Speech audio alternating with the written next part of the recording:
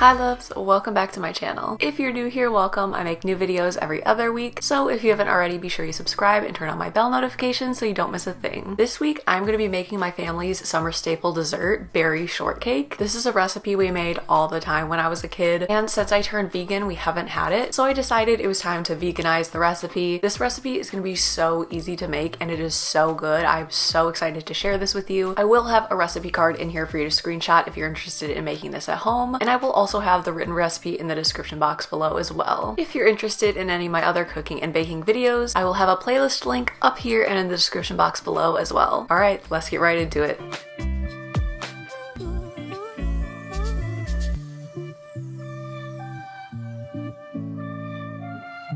So the first thing I'm going to do is wash and prepare all my fruit. In this recipe, I'm using strawberries and blueberries, but you can really use any type of fruit you prefer. Just make sure you have about 2 to 3 pounds of it.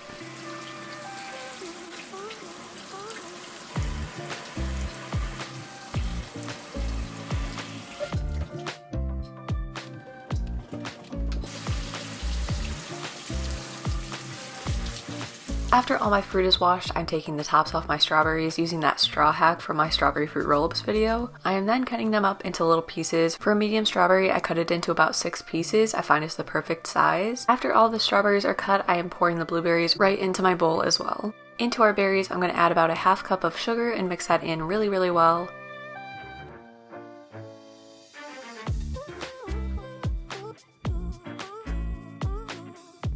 After that's all mixed in, I'm putting some plastic wrap over the bowl and putting it in my fridge for about 3 hours. I did take it out about every hour or so to stir it around a bit so that all the sugar is completely dissolved by the time we are going to use it.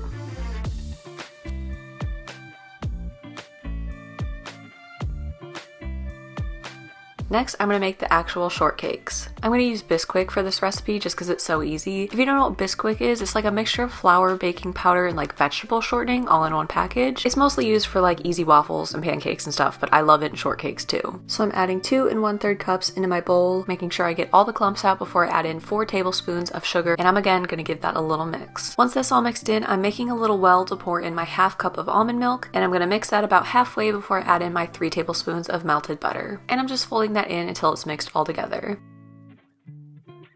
This amount of dough usually makes around 6 shortcakes, so I'm putting those on a tray and popping them into my oven, set at 425 degrees for about 10 to 15 minutes based on your oven. Just keep an eye on them though, because the bottoms burn super easy, so just be mindful of that. Now this next step is optional, but I really recommend it. I'm going to make my own coconut whipped cream. To make this, I put a can of coconut milk in the fridge overnight to let the coconut fat separate from the water, so we can really get that creamy whipped cream texture out of this. I also chilled my bowl in my freezer for about 10 minutes beforehand to make it extra cold as well. So once I get the can open, I am scooping out just the coconut fat from the top of the can, and I'm putting that into my chilled bowl. Once all the coconut fat is in the bowl, I'm giving it a little whisk, and then I'm adding a few drops of vanilla just to give it a little bit of flavor, along with 3 tablespoons of powdered sugar as well to sweeten it up a bit. And that's it! Now to assemble everything, I'm going to do a little layering here. I usually cut the shortcakes in half and put the bottom part down at the bottom, then a scoop of the berries, a scoop of the whipped cream, and then the top goes back on along with another scoop of berries, and I top it off with another scoop of whipped cream.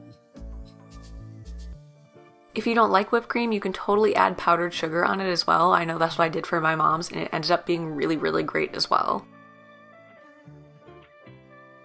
And that's it! This is such a light and fun summer dessert, and it's something the whole family will love.